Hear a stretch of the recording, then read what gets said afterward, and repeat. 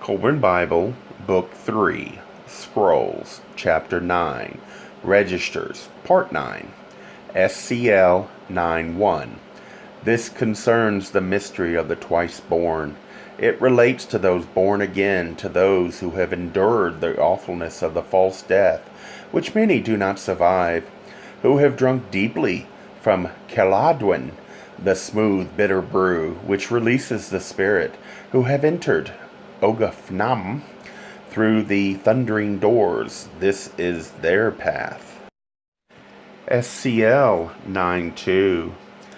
The door of heaven stands ajar, the doors of vision have been opened, and now the cavern of vision is revealed. The spirit bearing waves from the abyss have been freed, the rays of the great light have been set free, and the guides and watchers have been placed in their positions by the Constant One. SCL 9:3. The welcomers stand back, for this is not their stage. The brilliant one is there, and another who is the reciter, and he explains the visions. O brave, stout-hearted one, Shaltash, to be. The things you behold are the things seen by the great ones of earth when they came this way in their hour, and were returned back to life. They were truly men of wisdom, well versed in the mystic procedures, men who knew their position and parts. SCL 9:4. Behold the twin stars. These embody the midwifery powers drawing the twice-born back to their places of origin. They who are with them are the champions of light and darkness. One you must choose as your companion, but the choice must be made according to the law of affinity. Otherwise, you are lost. SCL 9:5. The pool wherein you gaze is earth life. The brilliant light above, far greater than the sun, is the manifestation of the one God, but it is not He. The rays dancing about are the gods, distorted reflections of what is, distorted reflections of truth, shadows of reality. The sparkling motes are souls. They descend from the light to manifest in darkness. SCL 9:6. The clouds obscuring the lesser lights are the clouds of misconception, which darken the face of wisdom. SCL 9:7. The dark twins standing by the pillar are delusion and illusion, the constant beguilers of men. The stream of clear water is truth, and the waters of truth constantly shear away the clay pedestal of falsehood. SCL 9:8. The brightness you see before you, and to the right is the naked spirit displaying itself in isolation. It is neither in a mortal body nor within the Kohar. Beyond it is a much greater brightness, reflected from afar, which is the Kohar of Kohars, which men cannot yet understand. SCL 9:9. The repulsive shapes, which are behind the flame on your left, are doomed spirits, which once were the enlivening forces within men. Now they grovel in slime and filth, denizens of the mire. But their fate is just, for they themselves were the judges. The darkness beyond the murk will not become greater darkness, cannot change to light, for when light comes into darkness, there is no darkness, it ceases to exist. SCL 9:10. The gloominess and shadow scene you see forward on your left-hand side is the region of heaviness, where mortals sojourn. The flickering lights which appear here and there are the joys of earth, while the darker spots are where there are sorrows and suffering. The redness is anger and strife. The blue whiteness is love and compassion. SCL 9:11. The brightness above and ahead is the region of lightness, where the risen ones rejoice, for there they welcome their earth companions and are happy in reunion. Behold, here is a rising one, newly arrived. See, she flies upward on the wide wings of spirit, and loving arms reach out to welcome her. The star-girt roadway you see rising before you is that trodden by the countless risen ones who have gone before. Now advance towards the left. SCL 912. The abyss now before you is the mouth of earth, and see, it opens and speaks to you, bidding you farewell. Listen carefully, for it will retell your deeds, your accomplishments, and your omissions. If they weigh against you, then cast yourself into the abyss, for you are unworthy to survive this trial. Go no further, nor can you turn back, lest you become prey to the foul lurker in the darkness.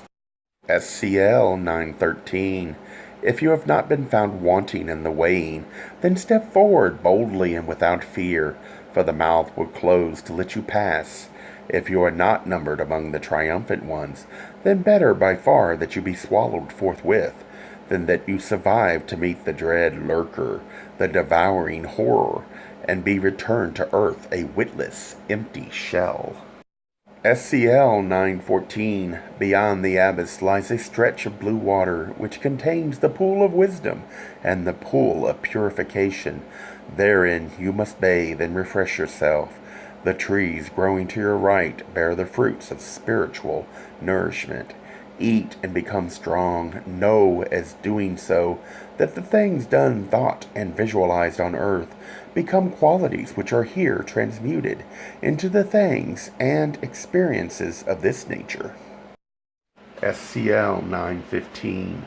Pass between the waters and the trees, and you will see a cliff against which is a ladder, the rungs of which are bound in leathern thongs, made from the hide of the bull of the night sky. This ladder which rises before you is the ladder of experience. Its two supports are experience in the body and experience in the spirit. The rungs are your daily deeds and thoughts and fantasies of your earthly life. Now is the test. Will your daily deeds and secret thoughts support your ascent, or are they incapable of bearing you upward? See above is your kohar. Call upon it for help, for therein you may have stored a reserve of spiritual strength. Or, perchance, it may be barren and empty, only you know. Those who uphold the ladder are the lords of the ladder, and they greet you as the ascending one. SCL 916. The ladder leads onto a plateau, and beside you appears the strangely garbed reciter, who sweeps his arms about and says, "All wherein things manifest is the firmament, which was before the beginning and still is in the beginning. Its darkness was pierced by just a single ray from the Son of God. But later, when the first spirits entered, the firmament was brightened, and it was divided by heaviness and lightness. Then, when it was set apart, it was divided by the entry of dark spirits, whose need was for a place, with which they had a somber affinity. Therefore, the firmament of lightness is divided. There is a place of light for the victorious ones, and a place of darkness for those who could not rise to victory.